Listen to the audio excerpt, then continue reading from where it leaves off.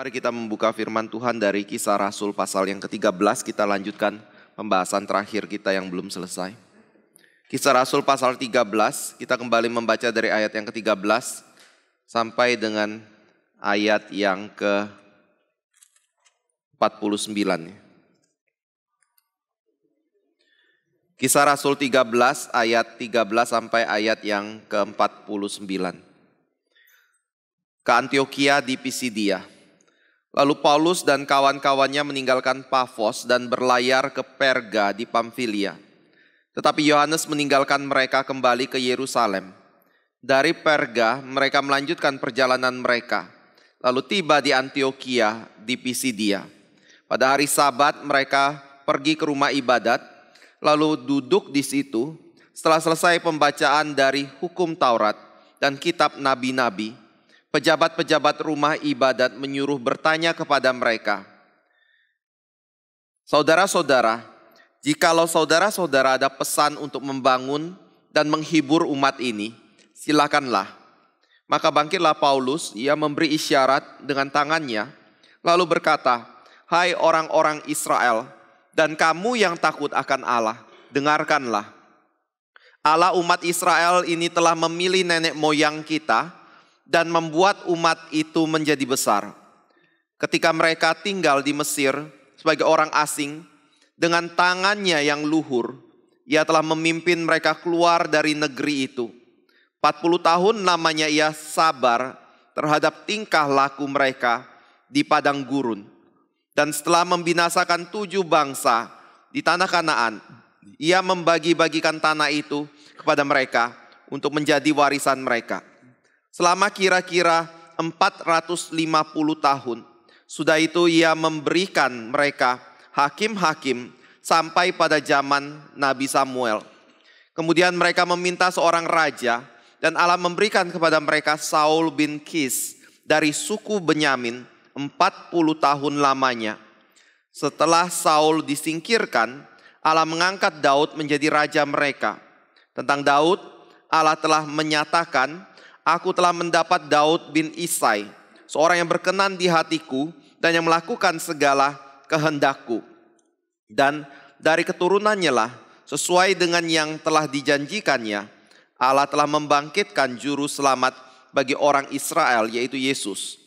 Menjelang kedatangannya, Yohanes telah menyerukan kepada seluruh bangsa Israel supaya mereka bertobat dan memberi diri dibaptis. Dan ketika Yohanes hampir selesai menuaikan tugasnya, ia berkata, "Aku bukanlah dia yang kamu sangka, tetapi ia akan datang kemudian daripadaku, membuka kasut dari kakinya pun aku tidak layak.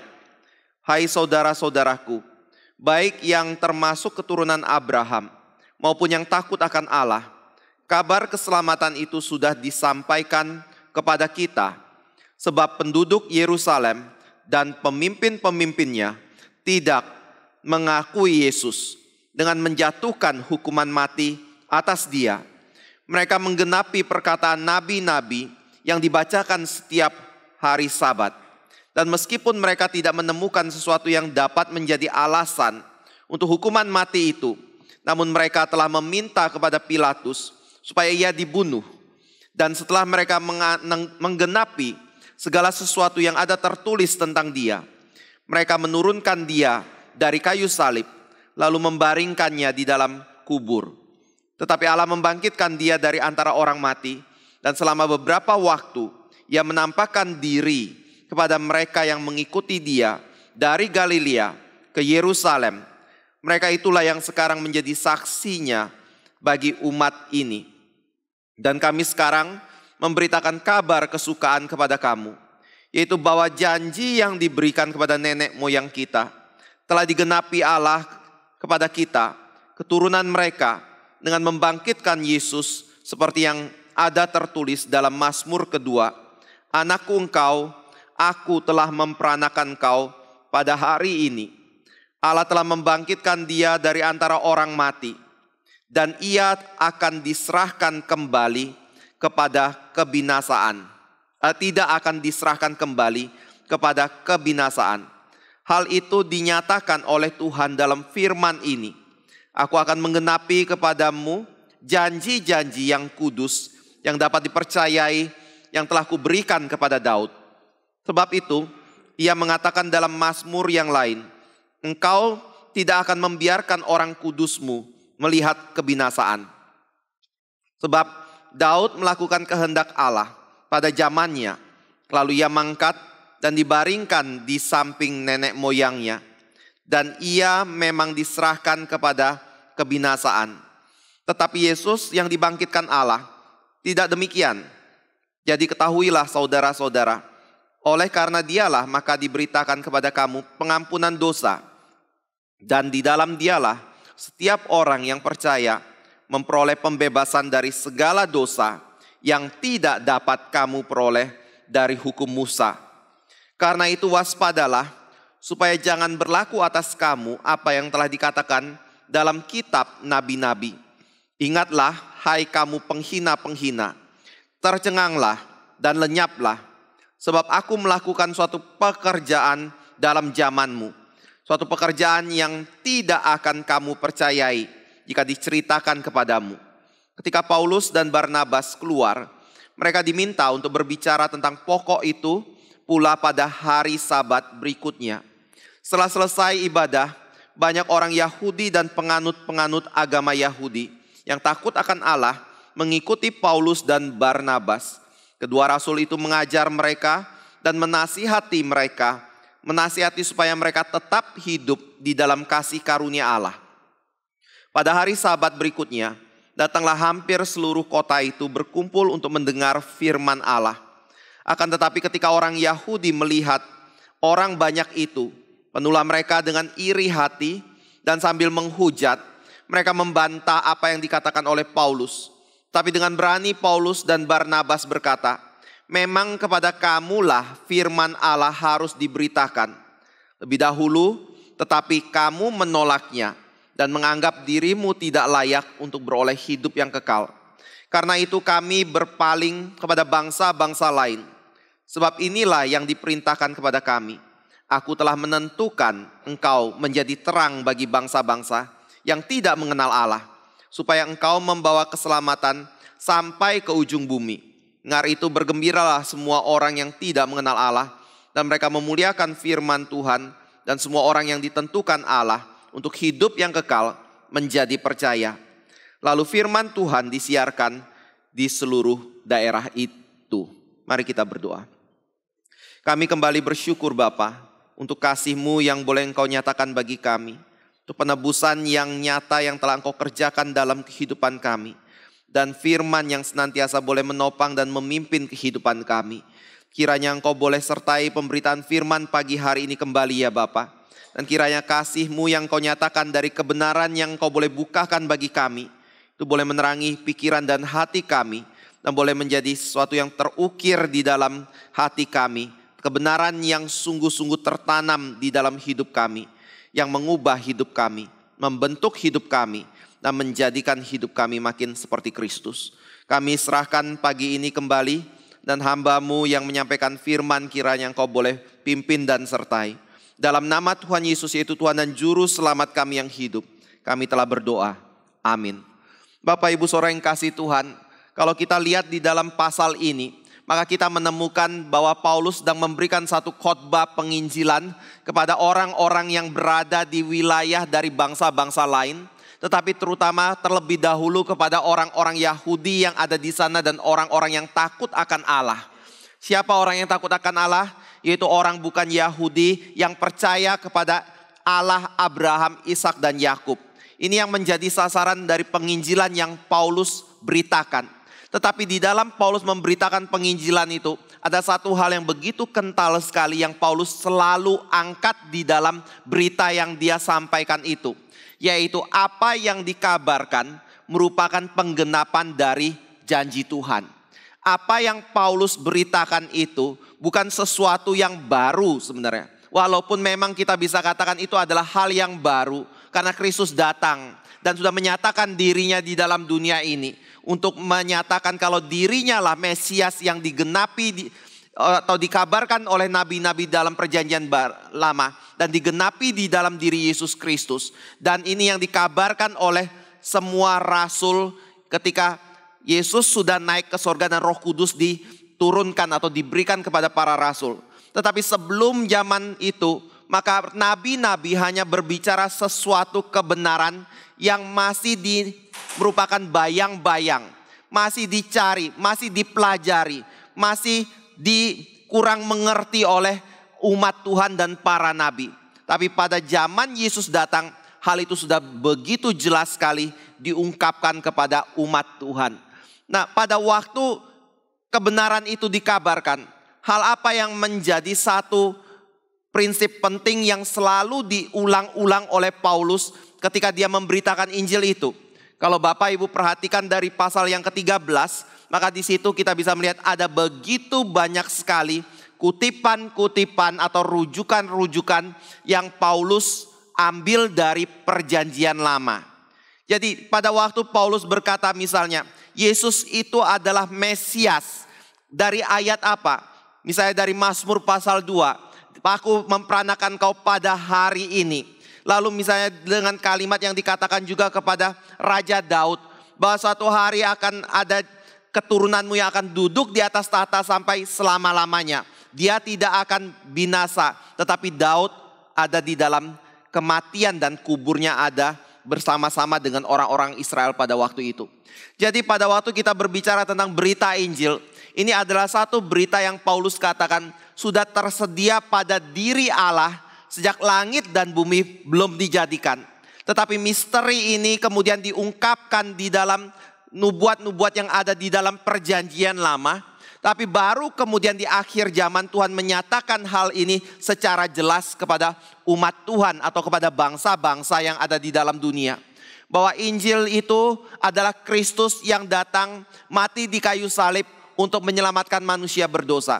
Kalau Injil itu tidak spesifik hanya orang Yahudi saja, tetapi juga untuk bangsa-bangsa lain, yaitu orang-orang bukan Yahudi. Kalau ketika Injil itu dikabarkan, maka antara bangsa Yahudi dan bangsa bukan Yahudi itu akan menjadi umat Allah yang kudus, yang sama di hadapan Tuhan tanpa ada pembedaan sama sekali di antara kedua suku bangsa ini.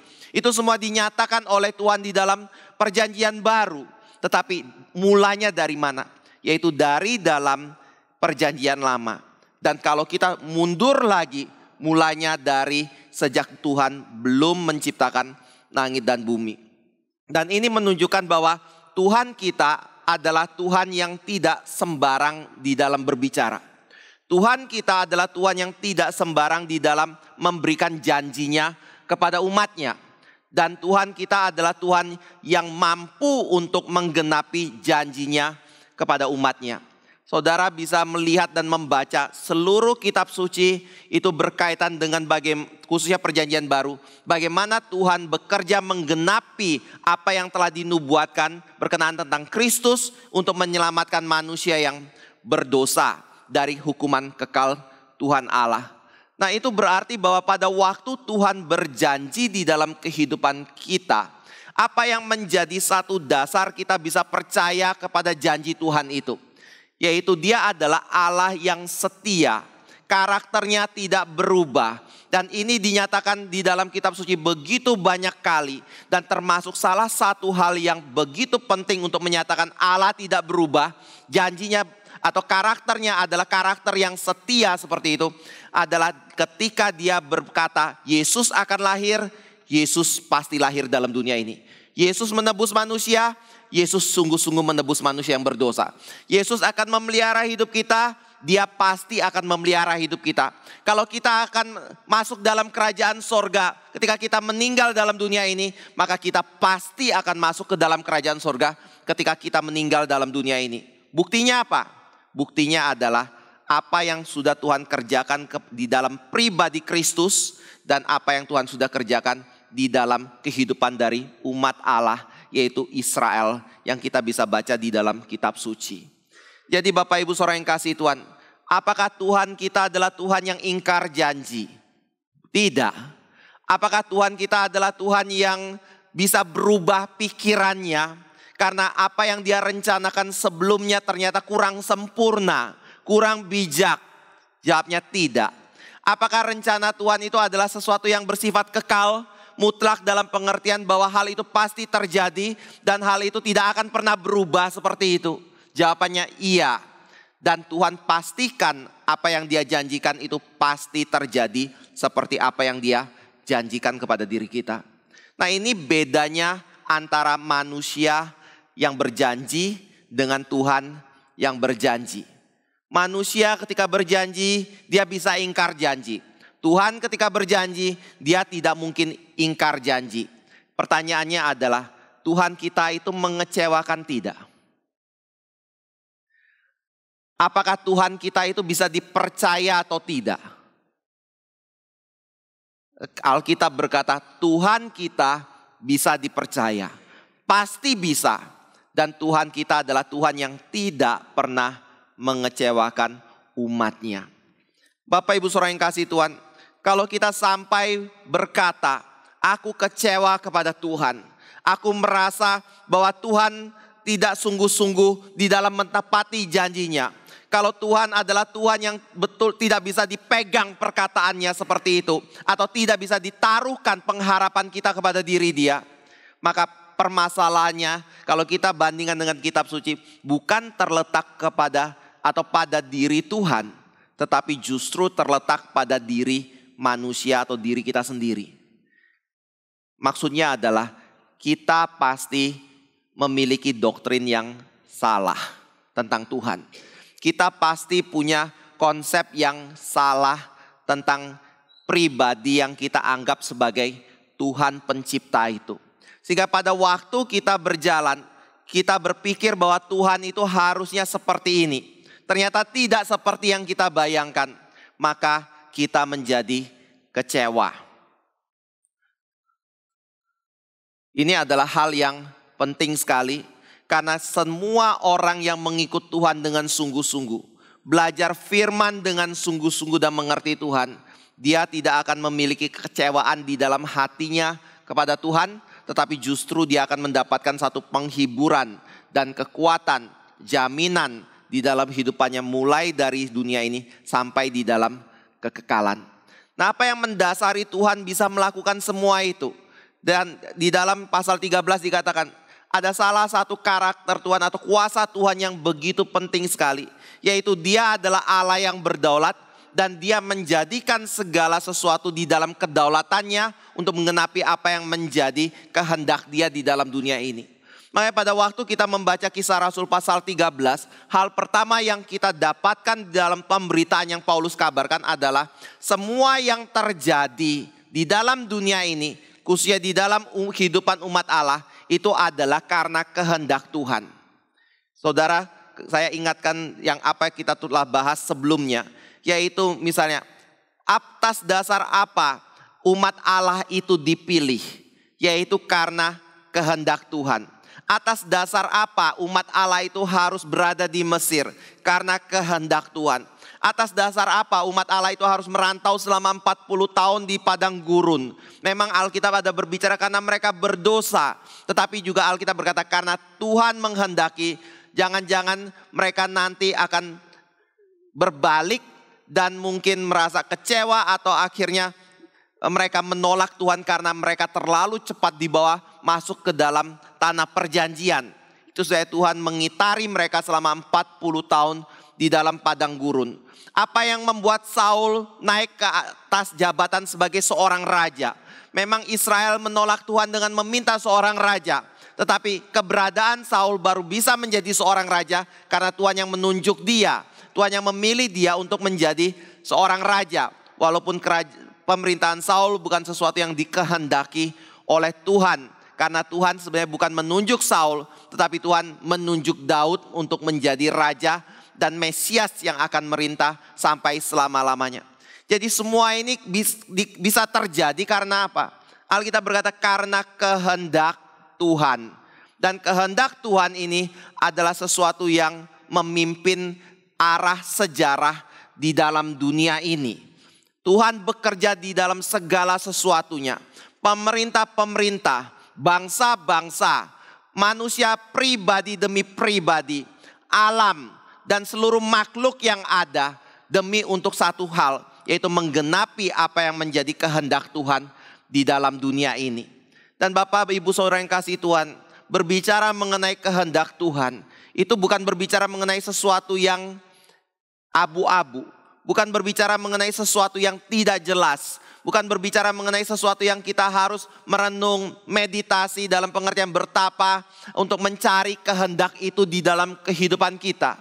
Tetapi berbicara mengenai kehendak Tuhan, kalau tujuan Tuhan mencipta alam dan manusia adalah karena untuk mencapai sesuatu, berarti kehendak Tuhan itu adalah kehendak yang begitu penting sekali.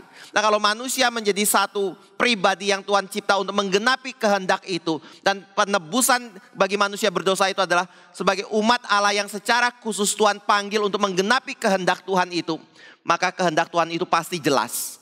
Dan kejelasan itu saudara bisa temukan di dalam kitab suci.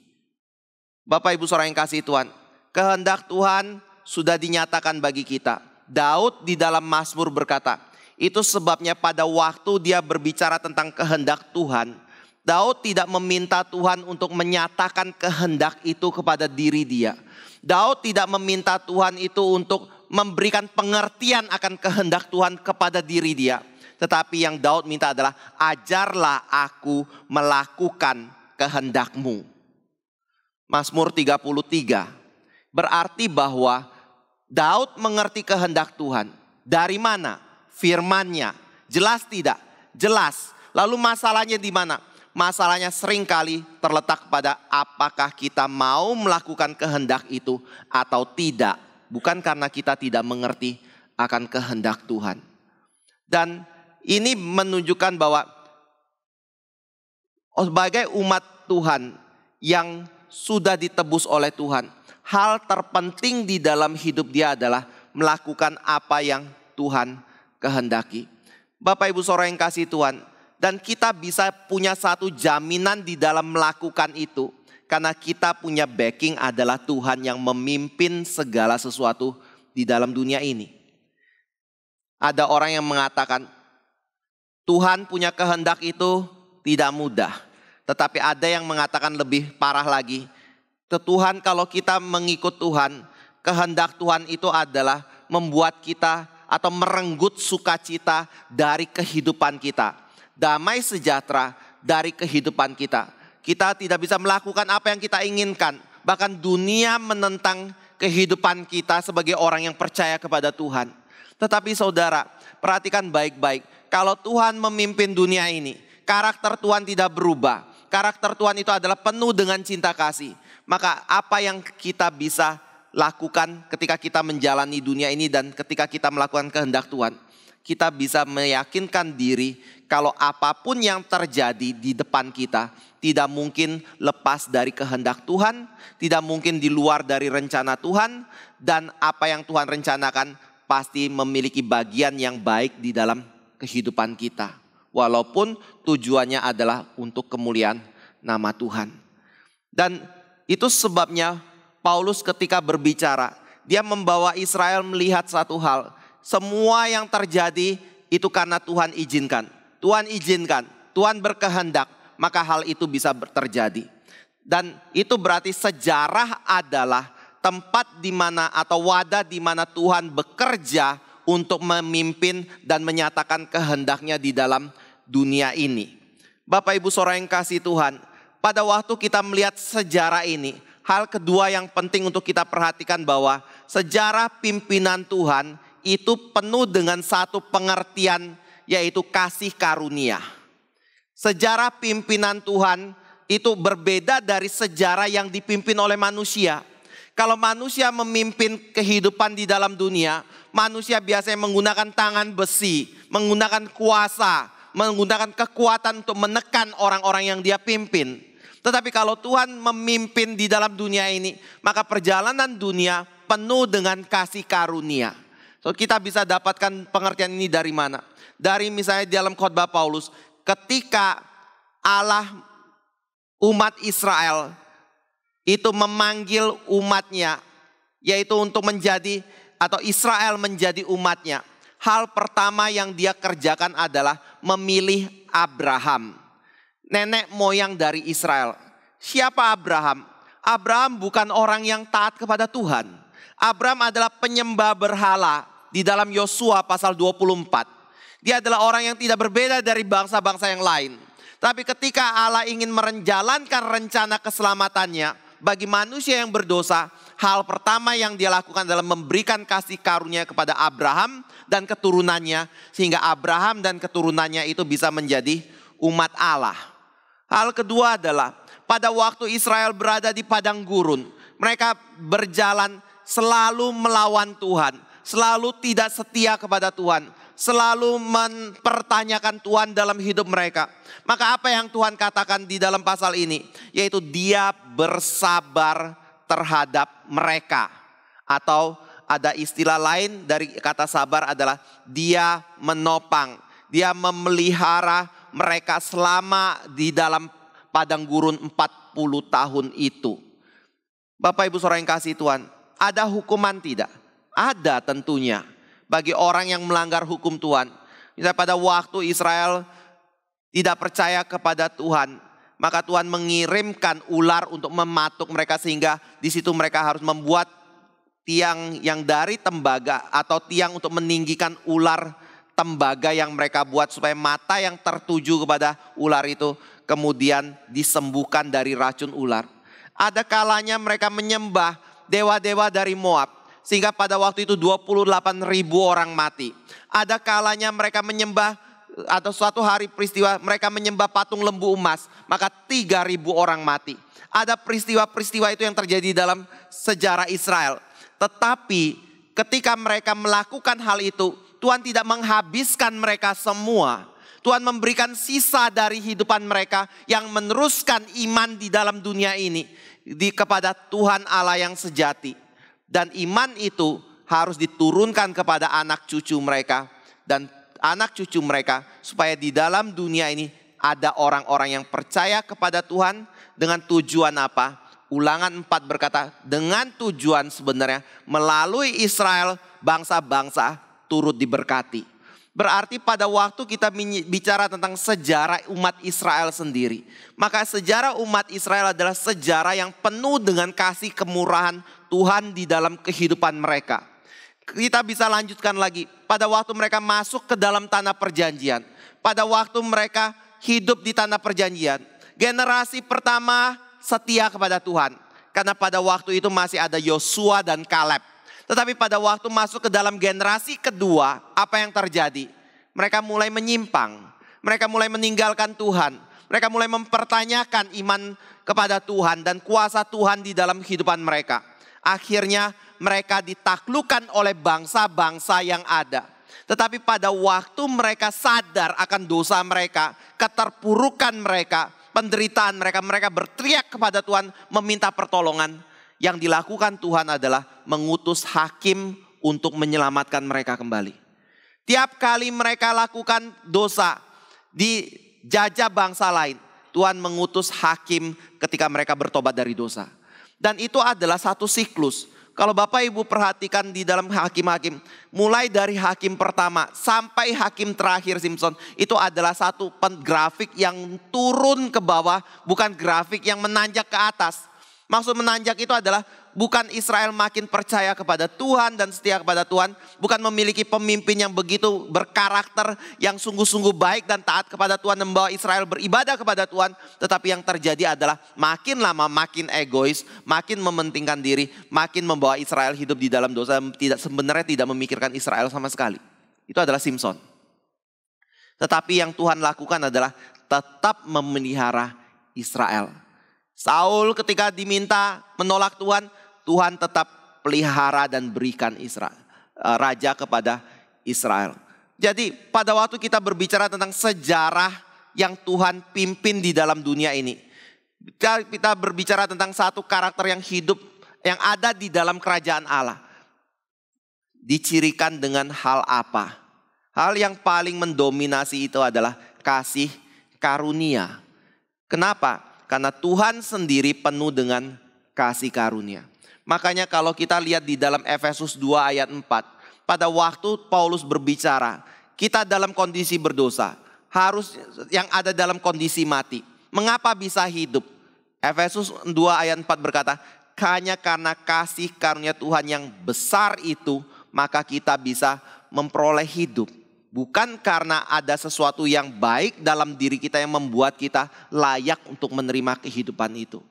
Paulus mengerti prinsip ini. Dan dia membawa orang-orang Yahudi yang ada di sinagoge itu. Dan orang-orang yang takut akan Tuhan yang ada di dalam sinagoge itu untuk melihat akan kebenaran ini.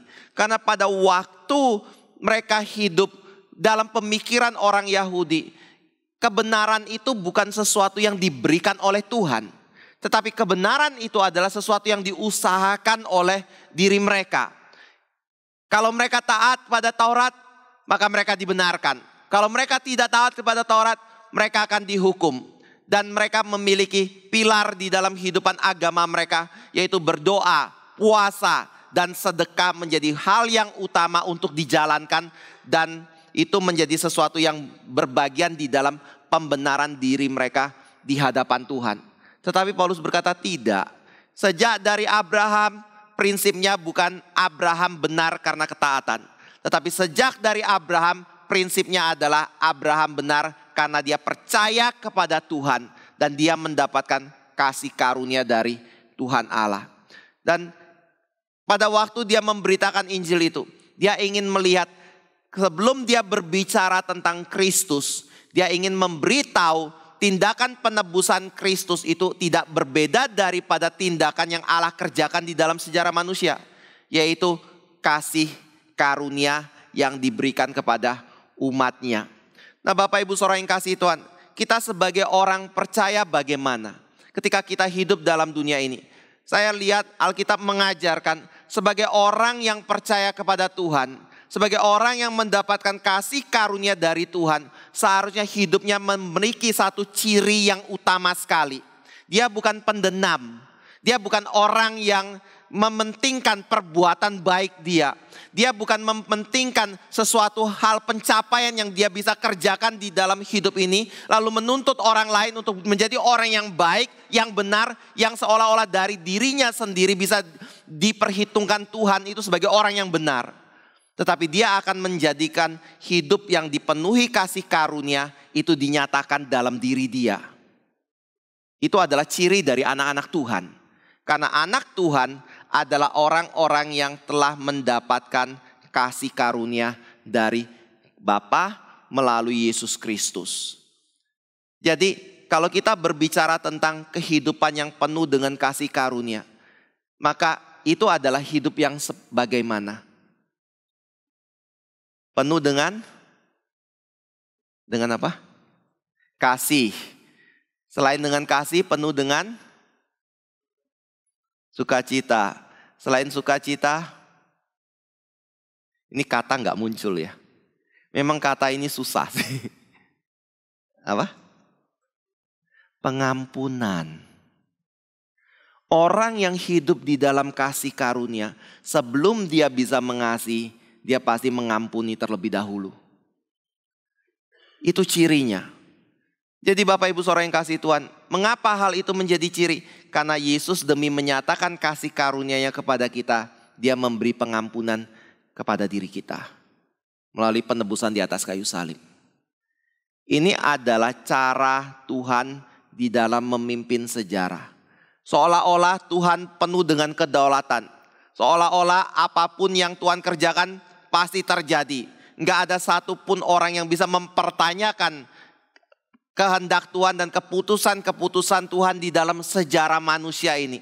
Tetapi saudara, walaupun kita melihat seperti dia adalah diktator seperti itu, yang tidak bisa dipertanyakan, apalagi dia punya kuasa yang kita tidak mungkin lawan dan seluruh dunia tidak mungkin lawan dia, maka seolah-olah dia adalah pribadi yang begitu kejam sekali dan menakutkan. Betul, kalau kita tidak hidup menurut kehendaknya, dia menakutkan sekali di dalam kehidupan manusia. Betul, kalau kita walaupun hidup di dalam ketaatan kepada dia, tetap kita akan melihat pribadi dia adalah pribadi yang begitu menakutkan sekali. Karena dia tidak bisa dipermainkan dan tidak boleh dipermainkan. Tetapi Bapak Ibu Saudara yang kasih Tuhan, Alkitab juga menyatakan hal yang luar biasa sekali. Walaupun dia begitu menakutkan, tetapi dia penuh dengan kasih karunia di dalam hidup kita. Makanya dari situ kita punya keberanian untuk menghampiri Dia di dalam Kristus. Karena itu kita memiliki satu keberanian untuk memanggil Dia dengan sebutan Bapa di dalam kehidupan kita. Karena itu kita memiliki satu keberanian untuk datang kepada Dia untuk meminta pengampunan atas dosa-dosa kita. Dan kita boleh memiliki satu kepastian, kalau kita ada di dalam Kristus, maka dosa kita boleh diselesaikan dan total diselesaikan oleh Kristus di atas kayu salib. Karena apa? Karena kemurahan yang Tuhan berikan di dalam hidup kita. Hal yang lain yang Paulus angkat adalah ketika bicara tentang sejarah, maka kulminasi dari sejarah itu ada pada pribadi Kristus.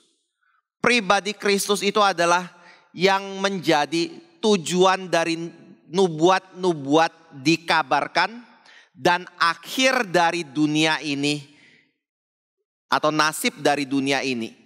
Mulai dari penciptaan sampai kepada akhir di dalam kitab Wahyu dikatakan yang paling utama dari segala ciptaan yang ada itu adalah pribadi Yesus Kristus. Saudara boleh buka itu di dalam Kolose 1 ayat 16. Kolose 1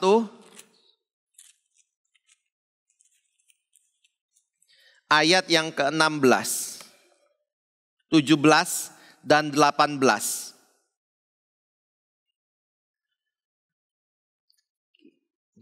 Karena di dalam Dialah telah diciptakan segala sesuatu yang ada di sorga dan yang ada di bumi, yang kelihatan dan yang tidak kelihatan, baik singgasana maupun kerajaan, baik pemerintah maupun penguasa. Segala sesuatu diciptakan oleh Dia dan untuk Dia. Ia ada terlebih dahulu dari segala sesuatu dan segala sesuatu ada di dalam Dia. Ialah kepala tubuh yaitu jemaat. Ialah yang sulung yang pertama bangkit dari antara orang mati sehingga Ia lebih utama dalam segala sesuatu. Siapa Kristus? Pencipta. Tetapi pencipta yang inkarnasi untuk menebus dosa manusia. Akibat dari perbuatan Dia untuk menebus manusia berdosa, apa yang terjadi kepada Dia? Dia yang menjadi pertama dari segala sesuatu, dijadikan Allah sebagai pertama dari segala sesuatu.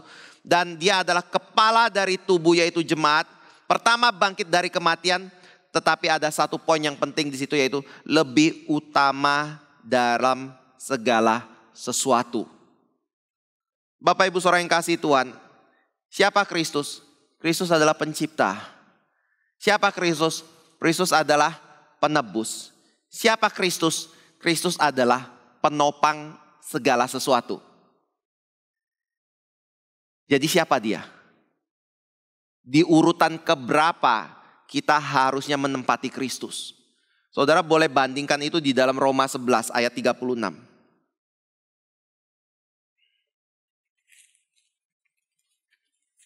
Roma 11 ayat 36.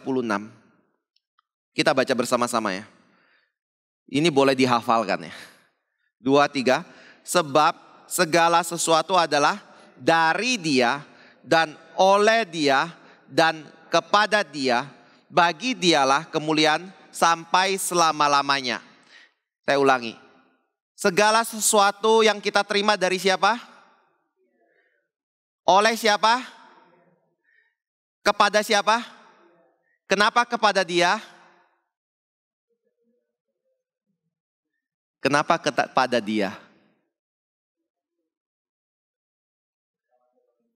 Karena apa yang kita terima itu diterima oleh Dia. Kenapa oleh Dia?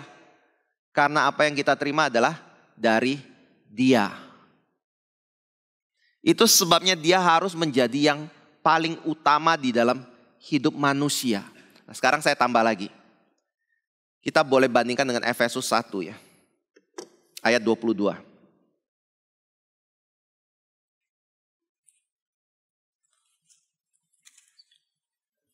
Efesus 1 ayat 22.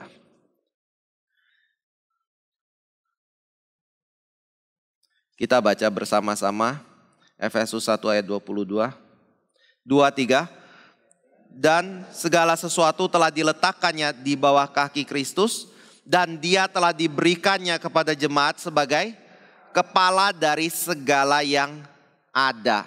Siapa Kristus? Kepala dari apa? Segala yang ada maksudnya apa? Semuanya. Tetapi kepala dari semuanya itu diberikan kepada siapa? Kepada jemaat. Jemaat itu adalah gereja. Bapak Ibu bisa bayangkan ini ya. Pada waktu kita berbicara mengenai pribadi Kristus, Alkitab mengajak kita melihat dia jauh lebih besar dari apa yang kita bayangkan mungkin sebagai juru selamat. Dia bukan hanya sekedar juru selamat, tetapi dia adalah pribadi yang memimpin semua sejarah dalam dunia ini, yang mengatur segala sesuatunya di dalam dunia ini. Untuk apa? Tentunya kita ngomong untuk kemuliaan nama dia.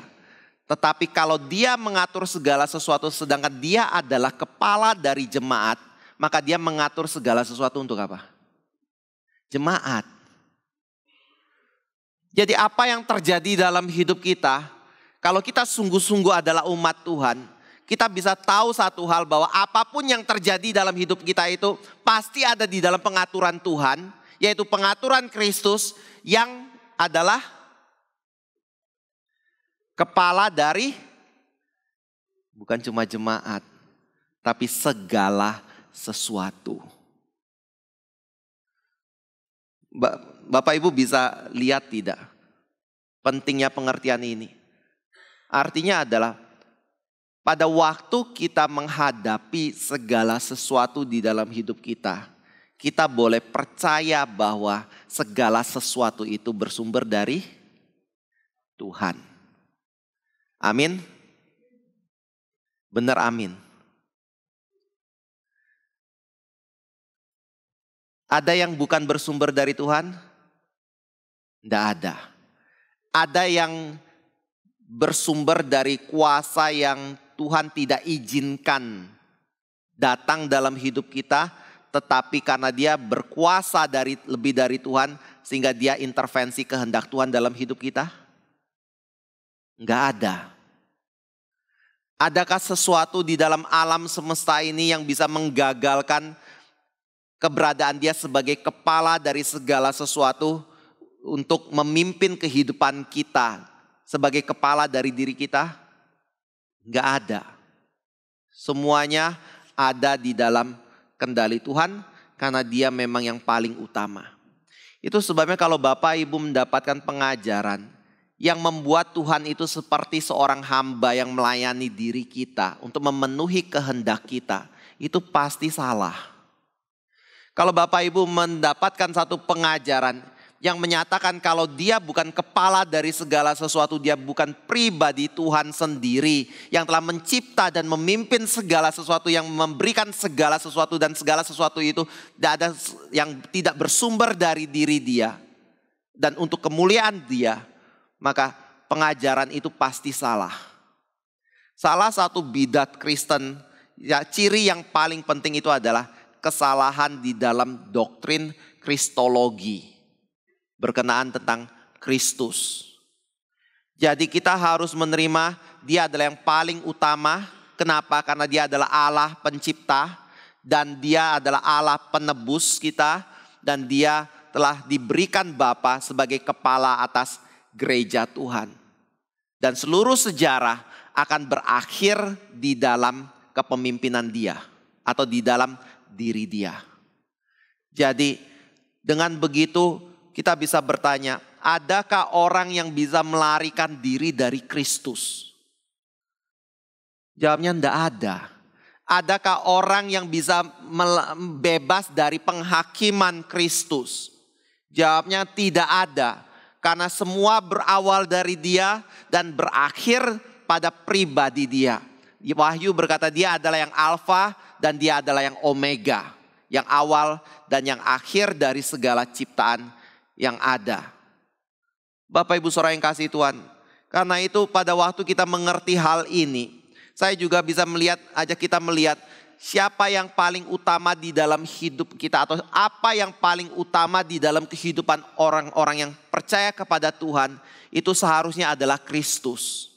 Bukan yang lain, bukan harta, bukan keuangan, bukan anak, bukan pasangan hidup, bukan orang tua, bukan nama baik kita, bukan hal-hal yang lain yang ada di dalam dunia ini. Tetapi Kristus yang paling utama, dan itu adalah satu kebenaran yang tidak bisa dan tidak boleh ditawar sama sekali. Begitu kita menawarnya, itu berarti kita menolak Kristus. Makanya kenapa saya bisa simpulkan ini? Karena pada waktu kita baca di dalam ayat yang ke-40, dikatakan seperti ini. Karena itu waspadalah supaya jangan berlaku atas kamu apa yang telah dikatakan dalam kitab nabi-nabi. Ingatlah, hai kamu penghina-penghina, tercenganglah dan lenyaplah. Sebab aku melakukan suatu pekerjaan dalam zamanmu, suatu pekerjaan yang tidak akan kamu percayai jika diceritakan kepadamu. Bapak Ibu Saudara yang kasih Tuhan, apa yang menjadi peringatan Paulus? Hati-hati. Jangan-jangan kita adalah orang yang turut berbagian di dalam pribadi yang dikatakan sebagai penghina-penghina dan orang-orang yang menghujat Tuhan. Atau orang-orang yang merendahkan Tuhan di dalam hidup kita. Bentuknya gak harus dalam pengertian saya menolak Kristus. Tetapi bentuknya bisa dalam pengertian prioritas yang kita lebih utamakan dalam hidup ini daripada Kristus. Bentuknya bisa saya percaya kepada Tuhan ngomongnya, tetapi saya tidak melakukan apa yang Tuhan katakan dalam hidup kita. Bentuknya bisa dalam pengertian pada waktu Tuhan berbicara kepada kita, tapi kita tidak memperhatikan dan tidak menggubriskan sama sekali kebenaran yang Tuhan nyatakan dalam kehidupan kita. Nah, ini masuk ke dalam poin berikutnya. Pada waktu Paulus berkhotbah tentang pribadi Kristus, ada hal yang paling menonjol yang Paulus angkat dan harus selalu diangkat di dalam berita penginjilan, yaitu Yesus itu mati. Yesus itu ditolak oleh manusia berdosa, atau Yesus itu ditolak oleh umat Tuhan sendiri atau orang-orang Israel. Siapa orang Israel? Kalau Bapak Ibu bandingkan dengan Efesus kembali, orang Israel itu adalah orang yang mewarisi janji Tuhan. Orang yang memiliki kitab suci, orang yang memiliki kebenaran Tuhan. Dan orang yang dikatakan memiliki Allah di dalam kehidupan mereka. Tetapi kenapa orang yang memiliki kitab suci, memiliki perkataan Tuhan, yang memiliki janji Tuhan, dan bahkan Paulus berkata yang dibacakan selalu pada pertemuan-pertemuan jemaat itu bisa menyalibkan Kristus? Karena mungkin pertama, dia memiliki satu konsep tentang Mesias yang berbeda dengan kitab suci. Mesias kitab suci adalah Mesias yang lemah sepertinya. Mesias yang tidak punya kekuatan politik. Mesias yang tidak bisa menolong dirinya sendiri dari musuh-musuhnya. Mesias yang harus mati di atas kayu salib. Makanya di dalam Korintus dikatakan orang Yahudi melihat Yesus Kristus sebagai batu sandungan. Karena tidak seperti yang mereka harapkan. Tetapi Bapak Ibu Saudara yang kasih Tuhan, Alkitab juga berkata masalahnya adalah seperti ini. Memang satu sisi Mesias itu tidak seperti yang mereka harapkan. Konsepnya salah. Itu yang tadi saya katakan, kalau Bapak Ibu kecewa kepada Tuhan dan menolak Tuhan, kemungkinan besar adalah Bapak Ibu memiliki konsep yang salah tentang Tuhan Yesus Kristus. Makanya ditolak. Tetapi ada hal yang kedua yang Paulus katakan, walaupun kebenaran tentang Mesias, penderitaan yang dialami oleh Mesias itu selalu dibacakan di pertemuan-pertemuan jemaat, tetapi mereka tetap tidak mempedulikannya. Mereka tetap tidak menerimanya dan mereka tetap menolak Kristus. Mengapa? Saya yakin karena mereka ya tentunya tadi ya banyak penafsiran, mungkin pertimbangan, logika dan segala macam. Tetapi saya mau katakan satu hal. apapun alasan Bapak Ibu Saudara untuk tidak menjalankan firman Tuhan, itu adalah salah. Dan tindakan apapun yang menjadi alasan Bapak Ibu untuk membenarkan diri dan menolak untuk taat kepada firman Tuhan, itu akan membawa Bapak Ibu Saudara untuk menyalibkan Kristus. Atau kalau bukan menyalibkan Kristus, menolak Kristus di dalam kehidupan Bapak Ibu Saudara. Dan Paulus di sini dikatakan, janganlah kamu menjadi penghina dari Kristus. Dan penghina itu berkaitan dengan menolak apa yang menjadi kebenaran Tuhan yang dinyatakan bagi diri kita. Bapak Ibu Saudara yang kasih Tuhan, Paulus ngerti hal ini. Itu sebabnya pada waktu dia memberitakan Injil kepada orang-orang Yahudi itu dan orang-orang bukan Yahudi, Paulus mengangkat dua hal yang penting. Pertama adalah, kenapa Yesus bisa ditolak? Paulus beritahu tadi yang saya sudah kasih jawaban. Karena mereka tidak mengerti tentang firman Tuhan dan mereka buta terhadap kebenaran firman Tuhan. Artinya adalah pada waktu kita duduk di dalam gereja, rumah Tuhan, sepertinya kita beribadah kepada Tuhan seperti itu. Hati-hati, jangan-jangan kita adalah orang-orang yang buta terhadap kebenaran firman Tuhan. Walaupun seolah-olah kita adalah orang yang baik dan beribadah kepada Tuhan. Tetapi ada aspek yang kedua, pada waktu Paulus berbicara Yesus ini ditolak, dia juga menjawab satu pertanyaan di dalam pemikiran orang-orang Yahudi dan non-Yahudi itu. Bukankah dia Tuhan? Dia Mesias. Kalau dia adalah Mesias dan dia disalibkan, apakah itu merupakan kehendak Tuhan? Dan kalau engkau berkata bahwa dia disalibkan karena ditolak oleh umat manusia, apakah itu berarti kehendak Tuhan itu bisa digagalkan oleh kehendak manusia? Makanya Paulus berkata, enggak. Apa yang terjadi pada Kristus, penyaliban dan kematiannya, itu tetap menggenapi kehendak Tuhan. Atau istilah lainnya saya bisa tanyakan pada Bapak Ibu kayak gini. Adakah satu perbuatan yang dilakukan oleh manusia, apapun itu, yang bisa mengakibatkan efek negatif terhadap pribadi Tuhan dan kehendak Tuhan? Ada tidak?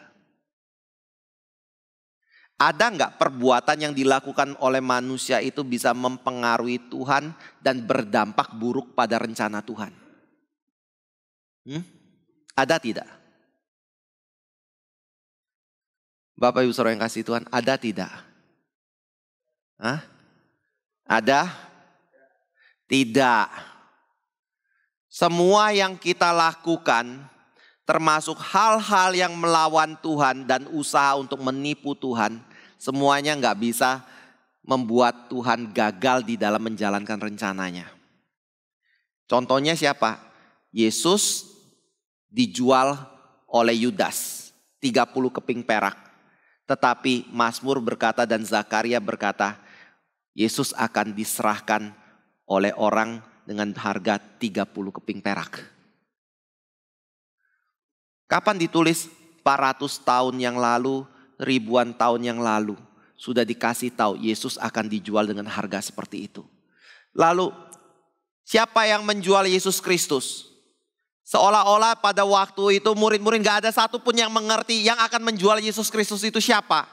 Tetapi di dalam Mazmur ada kalimat orang yang dekat, termasuk Zakaria kalau gak salah. Yang dekat dengan Kristus. Saudara Kristus, sahabat Kristus, dialah yang akan menjual Yesus Kristus. Jadi bisa terjadi di luar rencana Tuhan? Gak bisa. Bisa membuat Tuhan merubah rencananya? Gak bisa. Lalu ada contoh lain. Dulu sekali saya sudah pernah ngomong ini. Tapi saya ngomong lagi gak apa-apa ya. Mungkin sudah lupa. Dari 1 Raja 22. Di dalam 1 Raja 22. Itu ada kisah Raja Ahab dengan Raja Yehuda. Saya jadi lupa namanya Raja Yehudanya siapa itu. 1 Raja 22 boleh dibuka ya. Yosafat. Dengan Raja Yosafat, satu raja Israel, satu raja Yehuda duduk di atas tahta dan membicarakan kita harus merebut Ramot Gilead. Karena itu adalah tanah warisan kita. Lalu Raja Yosafat berkata, boleh, tetapi saya minta satu syarat, yaitu tolong panggil nabi-nabi untuk berbicara tentang kehendak Tuhan dalam hal ini. Lalu Raja Ahab memanggil nabi-nabi, dan ketika nabi-nabi itu datang di hadapan Raja Yosafat dan Raja Ahab yang duduk di atas singgasana dengan segala kebesarannya, maka nabi-nabi itu kemudian menubuatkan hal-hal yang baik. Ayo maju berperang, hadapi musuh itu. Mereka pasti ditaklukkan dan mereka pasti kalah di hadapan Raja Ahab dan Raja Yosafat. Tapi pada waktu semua nabi itu berbicara hal-hal yang baik itu, Raja Yosafat berkata kepada Raja Ahab, ada enggak nabi yang lain? Padahal semuanya sudah nubuatkan yang baik. Lalu Raja Ahab ngomong kayak gini, sebenarnya masih ada satu sih. Tapi aku enggak suka manggil dia. Kenapa? Karena dia selalu berbicara hal yang buruk tentang aku. Dan namanya adalah Mika. Lalu Yosafat bilang, ya bolehlah panggil Mika datang untuk berbicara. Ayo kita dengarkan. Akhirnya mungkin karena Raja Ahab menghargai Yosafat, dia panggil Mika untuk datang atau utus orang untuk memanggil Mika. Dan ketika Mika itu dipanggil, orang-orangnya sudah ngomong, Mika, kamu tahu tidak, semua nabi-nabi yang lain itu sudah memutuskan dan sepakat untuk berbicara hal yang baik di hadapan raja. Karena itu kamu juga harus berbicara hal yang baik di hadapan raja. Lalu Mika ngomong, enggak, apa yang Tuhan taruh di dalam mulutku itu yang aku sampaikan. Kalau Tuhan enggak ngomong yang baik, aku enggak ngomong yang baik. Jadi Mika datang. Tapi begitu di hadapan raja, raja bertanya, Mika, apa firman Tuhan? Mika ngomong, Tuhan, majulah, hadapilah Ramot Gilead, engkau pasti menang. Nah, anehnya kayak gini ya.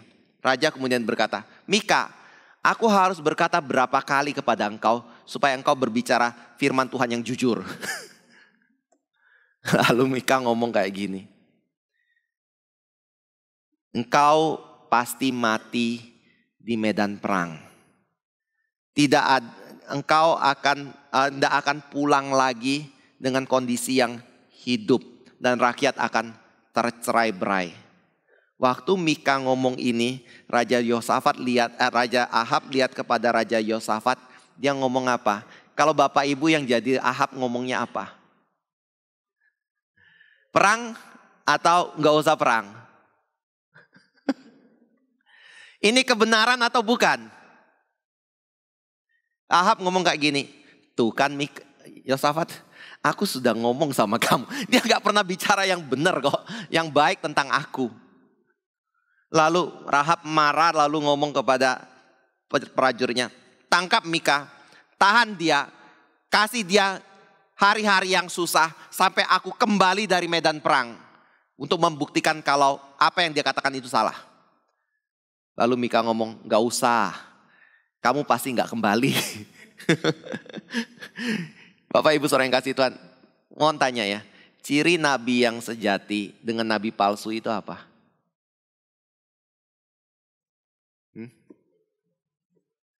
Apa? Nubuatnya terjadi, yang palsu enggak terjadi. Ada yang lain, yang lebih penting juga. Kalau terjadi itu berkaitan dengan mengatakan apa? Kebenaran. Nabi palsu mengatakan hal yang dimanipulatif. Hamba Tuhan sejati sama hamba Tuhan palsu bedanya di mana? Sama prinsipnya. Yang sejati harus berani mengatakan kebenaran walaupun hal itu akan mengoyak-ngoyak, mencabik-cabik hati Bapak Ibu Saudara. Tapi harus disampaikan. Bukan mengelus-ngelus, menghibur-hibur, memotivasi untuk melakukan sesuatu yang melawan Tuhan. Itu bedanya. Mika adalah pribadi yang walaupun itu beresiko terhadap hidupnya, dia berani mengatakan hal yang menentang Tuhan. Yohanes Pembaptis juga seperti itu. Tetapi nabi-nabi palsu yang lainnya berusaha untuk menyenangkan hati raja.